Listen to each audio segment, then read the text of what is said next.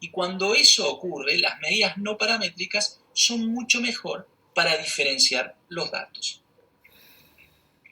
Los lectores no van a ver todos los datos, pero tienen que conocer señas particulares de la muestra que permitan imaginárselas, ¿no? Una medida central y una medida de dispersión es la forma típica en que lo hacemos, ¿no? Bien. Vamos a hablar de la herramienta más común. Vamos a hablar de las tablas, que sirven para comparar estos valores con otros. Una tabla clásica es presentada de esta forma, ¿no? Por ejemplo, tenemos dos columnas que representan dos valores que puede adoptar una variable categórica y una variable, por ejemplo, en este caso, una variable continua resumida con una medida de tendencia central, en este caso la media, y el desvío estándar. Fíjense, ¿qué podemos pensar de esta tabla? Bueno, tenemos el p-valor que los compara, pero imaginemos que no lo tenemos.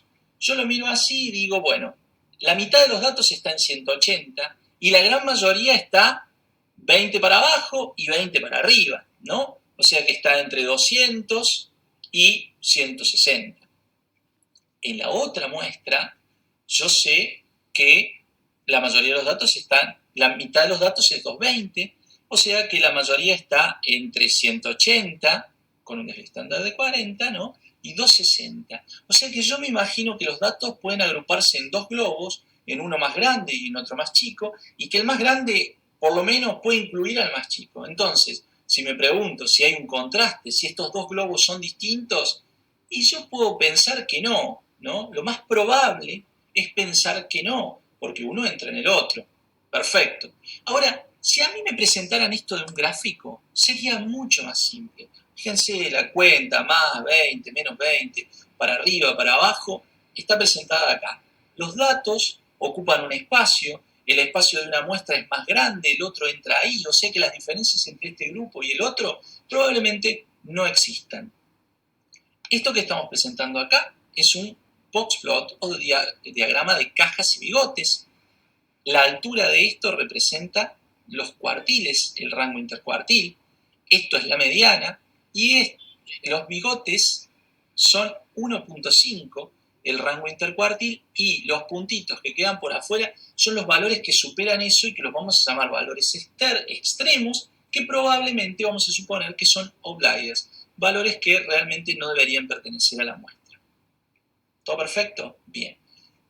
Imaginemos que este gráfico no existe. Yo les digo que con los mismos datos de media y desvío estándar puedo construir este gráfico. ¿Qué pasa acá? Este gráfico tiene la misma media y el mismo desvío estándar, pero sin embargo tiene distinto rango intercuartil y al tener distinto rango intercuartil aparecen un montón de outliers. ¿Qué es lo que pasa? Que esta muestra no es simétrica. Esta muestra está tironeada hacia abajo y al estar tironeada hacia abajo, media y mediana no coinciden o media no es un buen representante de la muestra. Y ahora, cuando yo lo veo en términos de mediana, pareciera ser que el grupo verdadero está realmente por arriba y diferenciado del grupo falso. ¿Cómo puedo saber esto? Con una tabla no. Este gráfico, en cierta medida, nos está mostrando nueva información que nos permite repensar la tabla y decir, esta tabla no está bien, esta tabla debería hablar de mediana y de rango intercuartil. Y si hubieran hecho un test basado en la mediana, hubiéramos encontrado diferencias. ¿Qué pasa si a ustedes les presentan la tabla? Si a ustedes les presentan la tabla, probablemente por un renglón en la descripción de los métodos, que dice, asumimos normalidad por tal o cual método, nosotros tenemos que creer que esa variable es normal. Mientras que mostrándoles en un gráfico, yo les estoy mostrando si es normal o no, y puedo dejar que ustedes decidan esa diferencia. Esto es de lo que hablamos de ser más honestos. Un gráfico es más honesto. ¿Está mal la tabla? No. La tabla es una forma ordenada y bastante sencilla de presentar los resultados, pero no muestra todo. ¿Se puede mentir más fácil con una tabla que con un gráfico? Sí, a veces queremos mentir. No está bien, pero puede que sí. Entonces, yo elegiría una tabla. Y si yo dudo de resultados, voy a dudar más de resultados de una tabla que de un gráfico. Entonces, si ustedes quieren mostrar resultados simples, fíjense cuánto más fácil fue interpretarlo, ¿no? Ordenados y de forma honesta, muchas veces conviene un gráfico. ¿Por qué? ¿Cuál es la diferencia entre este gráfico y esta tabla? Esta carta escondida. ¿Cuál es la carta escondida? El tipo de distribución. Y con esto vamos a hablar de los gráficos que podemos usar para mostrar la distribución, gráficos que ustedes recontraconocen, pero que vamos a pasar un poco por arriba para ver cómo funciona esta dinámica de representatividad o no. Perdón. El gráfico más simple que tenemos para mostrar una distribución es el gráfico de dispersión, gráfico de puntos o scatter plot, que en definitiva lo que muestra es cómo es cada dato de la muestra representado por una coordenada que son dos variables, que yo voy a decir cuál poner en la X y cuál voy a poner en la Y. Pros y contras. Es un gráfico pro. Es un gráfico muy, muy honesto. Les está mostrando todos los datos, los pone todos sobre la mesa y le está diciendo ustedes decidan. Contras. Cuando la muestra se vuelve muy grande, los puntos se empiezan a transformar en enormes manchas y es muy difícil realmente tener una idea de qué está pasando, pues hay un apelotonamiento de datos. Entonces son gráficos muy simples, muy honestos para muestras chiquitas. Hay que hacer algo más para muestras grandes que ya vamos a ver qué se puede hacer. Los histogramas. Los histogramas son gráficos que muestran la frecuencia, o sea, la cantidad de valores que adopta una variable entre intervalos. Un histograma y un gráfico de barras no son lo mismo. Los gráficos de barras sirven para describir variables categóricas, variables que pueden adoptar un valor u otro, mientras que los histogramas sirven para resumir variables continuas, o sea, variables que van de un valor al otro. Por eso no hay intervalos, porque cuando termina el intervalo del 12, arranca el intervalo que arranca en 12. ¿Por qué? Porque 12,01 tiene que tener un lugar. Ese lugar es dentro del intervalo. No hay un estadio entre enero y febrero. O es enero o es febrero. ¿Está bien? Si es febrero y medio, es marzo. Los histogramas son gráficos bastante sencillos y bastante claros a la hora de demostrar la frecuencia. Ahora, ¿qué pasa?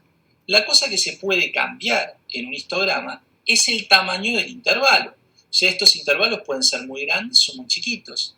Y cambiar los intervalos puede hacer que desaparezcan pequeñas diferencias. Fíjense como acá hay diferencias.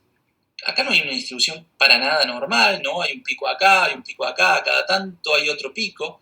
Pero cuando yo agrego un intervalo más grande, esta frecuencia y esta frecuencia se promedian y entonces queda a media altura. Y entonces se va normalizando. Si los histogramas son presentados con intervalos muy grandes, todos los intervalos parecen simétricos. Y si son presentados con intervalos muy, muy, muy chiquitos, es probable que la muestra no se muestre simétrica. Esta es una de las formas para decir los valores pueden variar o no. ¿Existe una medida de intervalo estándar? No, no existe una medida de intervalo estándar porque las variables tienen distintos recorridos. Si yo les presentara la variable edad, por ejemplo, intervalos de 5, de 10, tienen lógica. Pero si les presentara la variable distancia de mi casa al centro en metros y tengo intervalos de 2 metros, voy a tener millones de intervalos porque debe haber como 8 kilómetros. Entonces, decidir cada intervalo va a depender del autor y va a depender de un criterio lógico por cada variable. Pero cuando ustedes encuentren intervalos que hacen ruido por lo extenso de una variable que no debería ser, puede ser una forma de esconder esta no normalidad. O puede ser un error del autor. Pero si ustedes van a actuar como revisores, pídanles que les muestre un gráfico que sea más honesto para el revisor, porque el lector también lo va a demandar. Piensen de esa forma. Otra forma de presentar la distribución es con un densitograma. ¿Qué es un densitograma? En realidad es un gráfico que está mostrando la frecuencia que hay debajo de esta línea. Es como si los histogramas fueran muchos, todos juntos, formando una línea, ¿no? De hecho, muchas veces los densitogramas se muestran en paralelo con el histograma.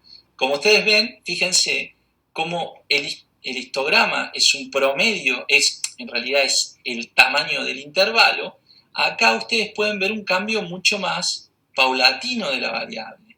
Esto es mejor que presentar un histograma con intervalos muy grandes. Los densitogramas, entonces, o density plots, se pueden presentar junto con el histograma o en forma aislada. Y lo que nos está mostrando es la distribución de la variable. El cuarto, de estos gráficos, es el gráfico quizás más usado porque es muy útil, es el boxplot o diagrama de cascas y bigotes, que en definitiva también está mostrando la distribución. Esto es una campana de Gauss, que como vimos recién es un densitograma, que en el fondo tiene un histograma, y el boxplot tiene la mediana, el rango intercuartil y 1.5 el intervalo intercuartil. Si esta distribución es simétrica, este boxplot es simétrico, esta medida coincide con el pico.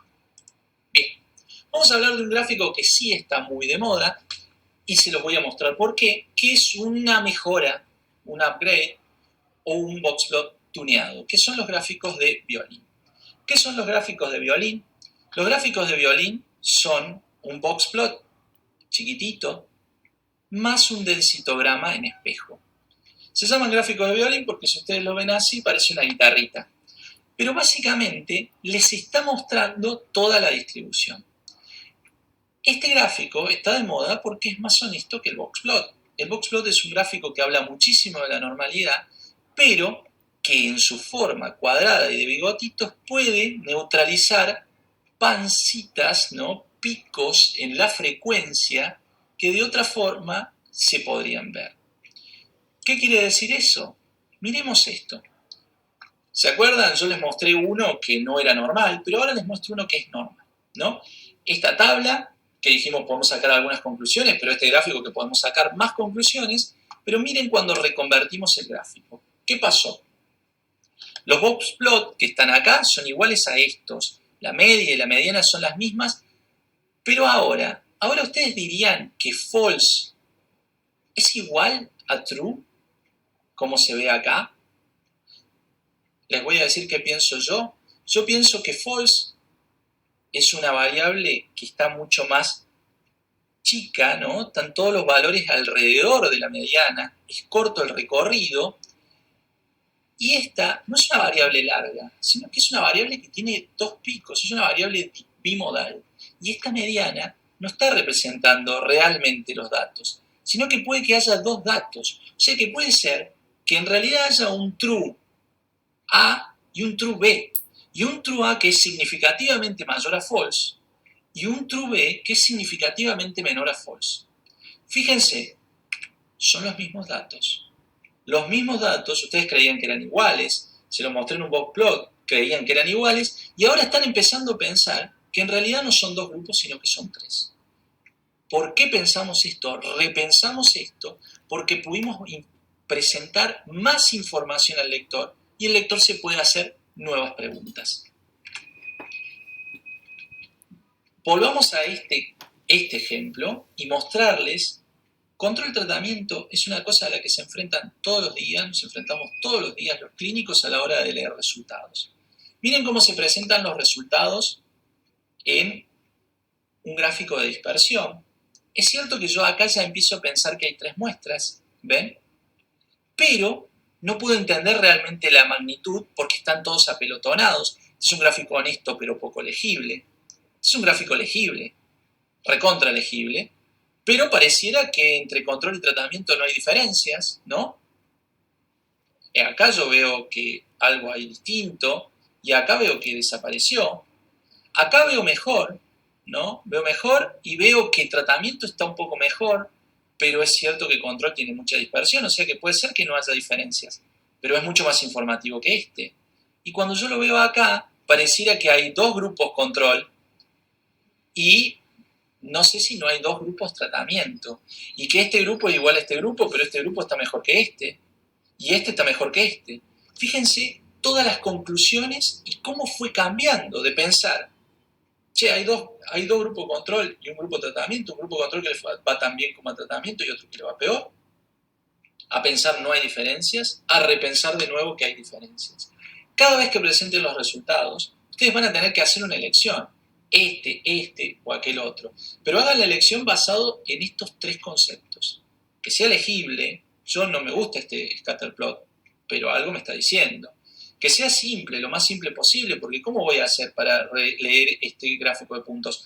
Contar los puntos, pero que no pierda la honestidad, ¿no? Porque si lo muestran en una barra, las cosas cambiaron completamente y ustedes están diciendo algo que no es la verdad. Gráficos. Les mostré 3, 4, 5 gráficos para que viéramos cómo esta dinámica entre tabla y gráfico se retroalimenta y cómo lleva a reentender muchas de las cosas. Alternativas hay un montón. Vamos a pasar solo a vuelo de pájaro por sobre varias, como para abrirles la cabeza y decir, bueno, vamos a buscar esto. Los gráficos de dispersión no necesariamente tienen que ser en 2 dimensiones. Pueden incorporar una tercera dimensión con variables categóricas, que puede ser el color, puede ser la forma de los puntos, y esto permite, por ejemplo acá, pensar si la variable se está distribuyendo en 3 grupos, en 2 o no. Fíjense que a pesar de poner el color, yo creo que el amarillo y el verde pueden que sean el mismo grupo, pero sin duda que el azul no. A veces hay otras variables, como por ejemplo una variable cuantitativa que podemos incorporar a un gráfico de dispersión, y eso lo convierte en gráficos de burbuja. ¿Qué son estos? Por ejemplo, ¿cuántas veces hemos visto que se resumen en una review un montón de trabajos, algunos con 10 pacientes y otros con 50? Bueno, este es un gráfico que muestra la prevalencia de demencia año a año en distintos trabajos y el tamaño de la burbuja es el N de cada trabajo. Entonces, yo veo cómo están agrupados todos, pero también veo que, por ejemplo, este valor que está muy lejos del centro tiene pocos, pero este que está lejos del centro tiene un montón. Entonces esto me está dando más información todavía. Estos gráficos de burbuja suelen ser muy útiles para entender algunas cosas, sobre todo los estudios poblacionales. ¿Cuántas veces hemos visto en las revisiones, en los metaanálisis, tomo 100 trabajos, saco 2, después otros 3 no cumplen criterio, después otros 5, y hacemos estos gráficos que son un chorizo largo que no se entiende nada? Bueno, hay alternativas para esos gráficos de flechitas, que son los gráficos aluviales. Los gráficos aluviales lo que nos muestra es eso, un flujo. Por ejemplo, miren acá, los sobrevivientes del Titanic, y acá les muestra de 208, 100, estos eran de la primera clase, estos eran hombres, estos eran mujeres, les muestran dónde están, y después de las mujeres, estas sobrevivieron, estas no, y esta es la edad, si son adultos o niños, si estos si sobrevivieron o no. Y entonces ustedes acá les da un panorama de qué pasó. Yo ya sé que hay muchas menos personas que sobrevivieron de las que no, que la mayoría, lo miro, vienen de los adultos, y de la mayoría de los adultos, la mayoría son hombres, porque el porcentaje que son mujeres es chiquito, y de la mayoría que sobrevivió, si seguimos esta flecha, la mayoría que sobrevivió son de la primera y la segunda clase y de la tercera clase, mientras que de la tripulación se murieron todos, ¿no? Fíjense cómo cambia y cómo permite interpretar todo un flujo de datos bastante mucho más sencillo. Acá hay otro de la cantidad de veces que presentó su currículum y qué le pasó. De 38 veces que presentó el currículum, 15 se quedaron en la primera entrevista. De esas, 32 fueron rechazadas. De estas 15, 7 pasaron a una segunda entrevista, 2 a la tercera y 1 quedó aceptado, ¿no? Esto les da un vistazo grande de cuántos se perdieron y cuántos no. Si ustedes piensan en esas cajitas de la revisión, a veces le dicen se cayeron 750 trabajos y ustedes ni la cajita ni la miraron. Y fue la mitad. Cuando ustedes ven acá, yo sé que este tipo lo rechazaron 32 veces y lo aceptaron una. Es un montón, realmente es un montón. Pero lo puedo ver rápidamente, en un vistazo, es simple. Algo que también hacemos muchísimo son las correlaciones. ¿Quién no ha hecho estas tablas de correlaciones en el SPSS que tienen la correlación, el valor de la correlación, la significancia todas las variables de un lado, todas las variables del otro, y esta es chiquita, pero a veces esas tablas son enormes, ilegibles, las pegamos en un póster, hay que acercarse y tratar de encontrar qué cosa con qué cosa. Bueno, tenemos alternativas visuales para hacerlo mucho más sencillo. Las alternativas visuales se llaman core plot, correlation plot o gráfico de correlaciones, que lo que hacen es esto, mostrar, por ejemplo, solo el coeficiente de Pearson, una variable, la otra, ¿no? En esta misma escala, un color si son positivas, otro color si son negativas, una escala para ver la magnitud y en blanco si la P no es significativa. Miro así y yo ya sé qué grupito de variables correlaciona con qué grupito de variables con mucho menos esfuerzo. Es rápido, es legible, es simple y tiene tanta información como la de al lado. ¿Cuál elegiría? Se los dejo para que lo piensen. Muchísimos gráficos, muchísimos, no los vamos a ver todos, pero siempre pensemos cuando preparemos los resultados que tienen que ser legibles, simples, honestos, lo máximo que podamos, repensables, inspiradores. Todos los gráficos están ahí a disposición. Hay que animarse a explorar. Les dejo algunas herramientas en las cuales están las galerías de los gráficos, están las explicaciones cómo usarlas, están los ejemplos e incluso ustedes pueden crearlos muy sencillo, casi tan sencillo como hacerlo en Excel. Espero que les sirva. Desde ya, muchas gracias.